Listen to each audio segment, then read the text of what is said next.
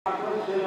জান্নাত থেকে আল্লাহ তাবারক ওয়া তাআলা পাঠিয়েছেন সেই পাথরের মধ্যে ইব্রাহিম মাকাম ইব্রাহিম বানাহা যারা হজ করতে গিয়েছেন দেখেছেন মক্কা শরীফে বাইতুল্লাহর কাছে রেখে চলে আসো মক্কা শরীফে চলে যাও যেটা আমি প্রথম আমি গর্ব ومن كفر فإن الله غني عن أول بيت وضع للناس মানুষের জন্য সর্বপ্রথম ঘর جعل لكل منسكا يذكركم الله